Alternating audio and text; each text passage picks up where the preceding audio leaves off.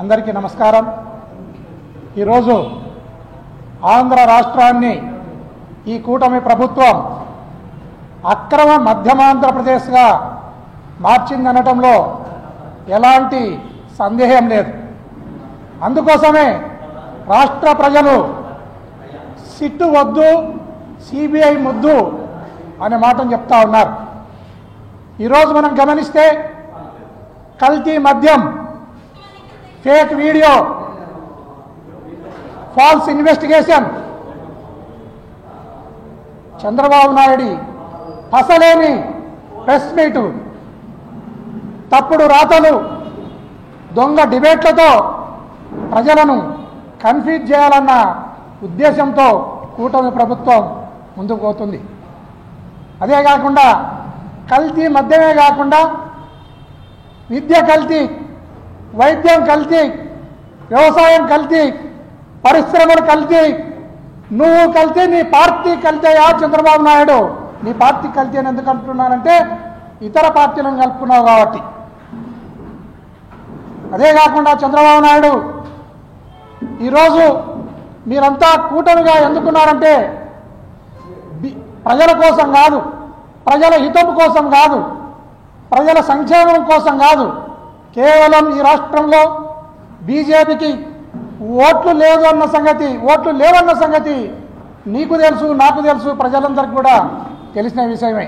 ఓట్ల కోసం బీజేపీ ఈ రాష్ట్రంలో ఒంటరిగా పోటీ చేస్తే సీట్లు లేవన్న సంగతి పవన్ కళ్యాణ్కి తెలుసు, నీకు తెలుసు, నాకు తెలుసు, అందరికీ కూడా తెలిసిన విషయమే.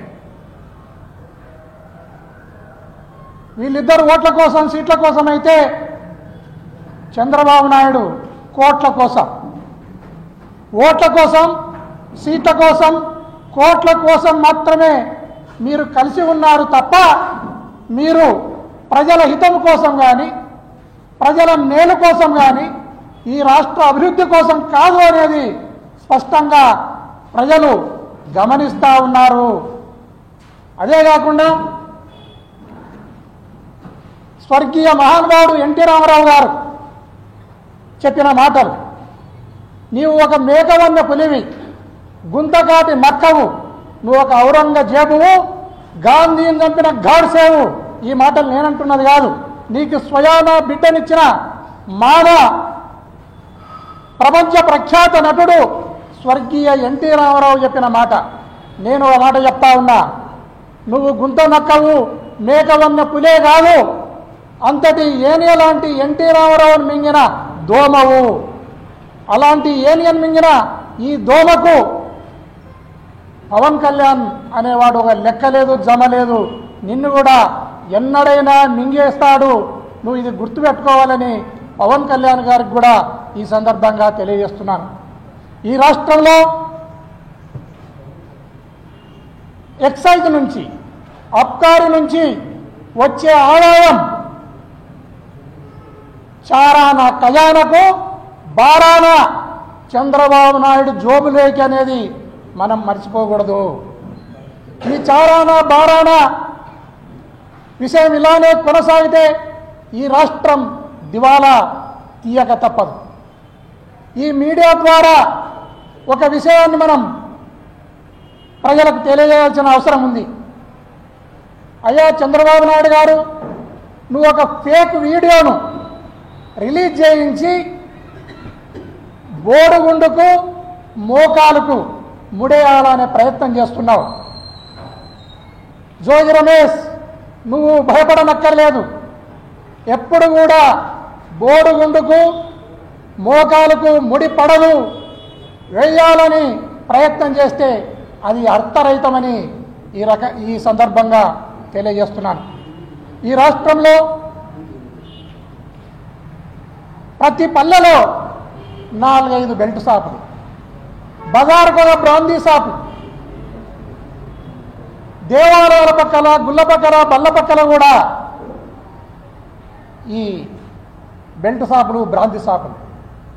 వీటి నుంచి వచ్చిన ఆదాయం లేదా వీటికి మందును సప్లై చేసే పరిశ్రమలు ఏవైతే ఉన్నాయో, ప్రైవేటు పరిశ్రమలు, దొంగ పరిశ్రమలు చంద్రబాబు నాయుడు గారి ఆధ్వర్యంలో ఆయన కర్త కర్మ క్రియ అయ్యి నడుపుతున్న లేదా తయారు చేస్తున్న మద్యం బాటిళ్ళు ఈ అక్రమంగా పెట్టిన బెల్ట్ షాపులకు కానీ బ్రాందీ షాపులకు కానీ లేదా పర్మిట్ రూమ్లకు కానీ సప్లై చేస్తున్నారు.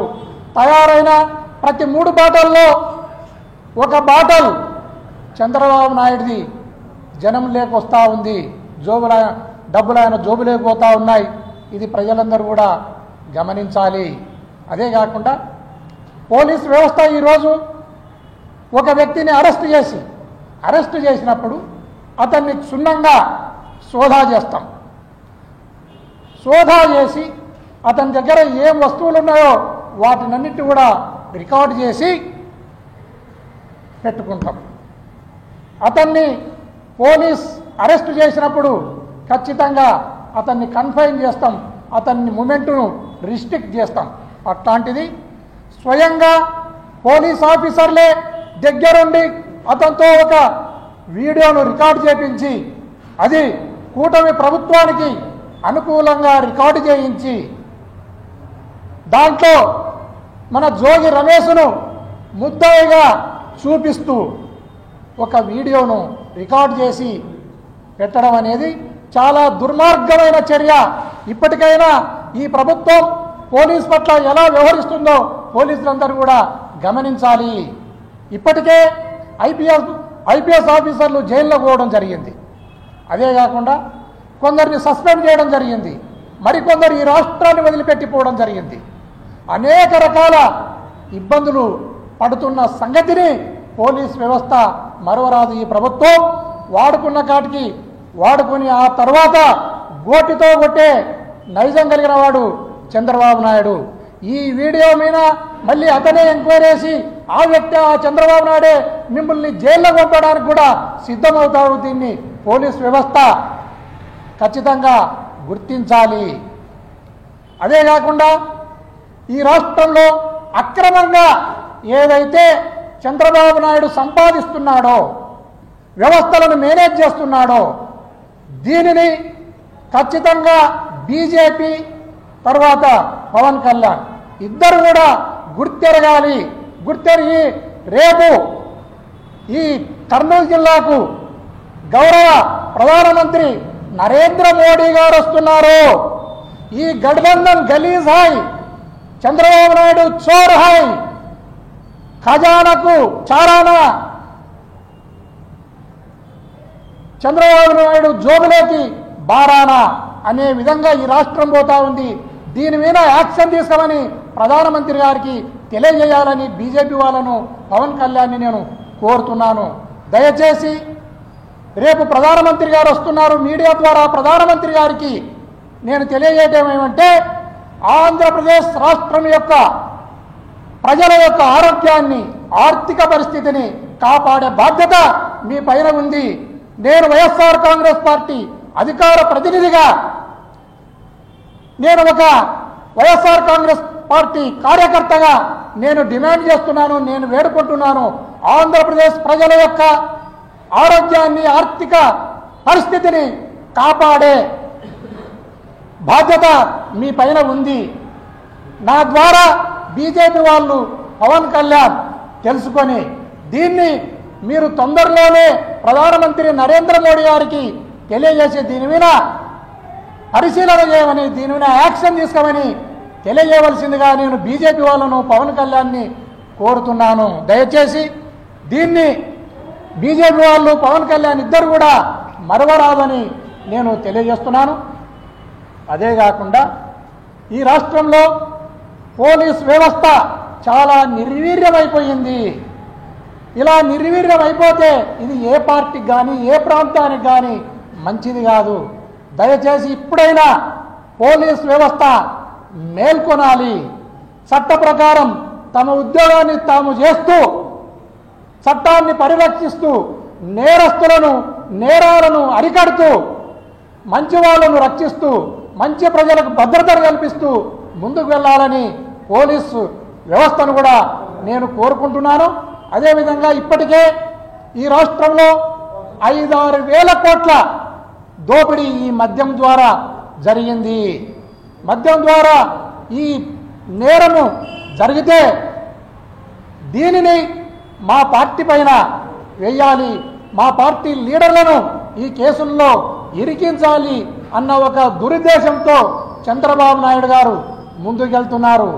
ఇది అయా చంద్రబాబు నాయుడు నీకు మంచిది కాదు, నువ్వు దొరికినావు, అనేక సార్లు కూడా నువ్వు దొరుకుతా ఉన్నావు. ఈ సందర్భంగా ఇంకో విషయం నేను గుర్తు చేస్తున్నాను. ఈ మధ్యలో మన జోగి రమేష్ గారు ప్రెస్ మీట్ పెట్టి ప్రెస్లో వెంకటేశ్వర స్వామి మీద ప్రమాణం చేయి, లేకుంటే లై డిటెక్టర్కి దగ్గరికి ఇద్దరం పోదాం టెస్టుకు అనే మాటను మాట్లాడినావు. రమేష్, ఇక్కడ నువ్వు పొరపాటు చేస్తున్నావు. ఆయన చంద్రబాబు నాయుడు గారు వెంకటేశ్వర స్వామి మీద ఒట్టేసి బయటకు వచ్చి పంగనామాలు పెట్టి లై డిటెక్టర్ కూడా దొరకకుండా అద్భుతంగా అబద్ధాలు చెప్పే వ్యక్తి చంద్రబాబు నాయుడు. నువ్వు దీనికి మాత్రం ఒప్పుకోవద్దు. ఇంకో టెస్ట్ ఏదైనా ఉంటే కొత్త టెస్టును ఆయన కోసం కనిపెట్టాలి తప్ప ఈ టెస్టులకైతే ఆయన దొరకడు, దేవుడికి దొరకడు. లై డిటెక్టర్కు దొరకకుండా కన్నార్పకుండా అద్భుతంగా అబద్ధాలను చెప్పే వ్యక్తి చంద్రబాబు నాయుడు. దయచేసి దీనిని మన జోగి రమేష్ విరమించుకుని ఇంకో కొత్త టెస్టుకు ప్రతిపాదనలు చేయాలని ఈ సందర్భంగా కోరుతున్నాను. అదేవిధంగా ఈ రాష్ట్రంలో శాంతి భద్రతలు కరువైపోయినాయి. ఎక్కడ చూడు అలజడులు, ఎక్కడ చూడు అల్లర్లు, ఎక్కడ చూడు వైఎస్ఆర్ కాంగ్రెస్ పార్టీ కార్యకర్తల పైన కేసులు నమోదు చేయడం, రిమాండ్లకు పంపడం, అనేక రకాలుగా హింస పెట్టడం. నిన్నటికి నిన్న మా ఎంపీ మిథున్ రెడ్డి గారి ఆఫీసుల పైన 4 ఆఫీసుల పైన సిఐడి వాళ్ళు, సిట్ వాళ్ళు దాడులు చేయడం జరిగింది. ఆ దాడులలో ఎక్కడ కూడా ఏమాత్రం ఒక్క మెటీరియల్ కూడా దొరకలేదు. వీళ్ళు కొండను తవ్వి ఎలకను పట్టినట్లు 4 పేపర్లలో సంతకాలు పెట్టించుకొని రావడం జరిగింది. ఇది ఆయన ప్రతిష్టను, వారి కుటుంబ ప్రతిష్టను దెబ్బతీయడానికి తప్ప ఇది వేరే కాదని కూడా ఈ సందర్భంగా తెలియజేస్తున్నాను. ఇప్పటికైనా పోలీస్ వ్యవస్థ మేల్కొని వారి ఉద్యోగాలు వాళ్ళు చేసుకుని వాళ్ళ స్కిన్ను వాళ్ళు కాపాడుకొని ఈ రాష్ట్రంలో శాంతి భద్రతలను కాపాడవలసిందిగా కోరుతూ ముగిస్తున్నాను.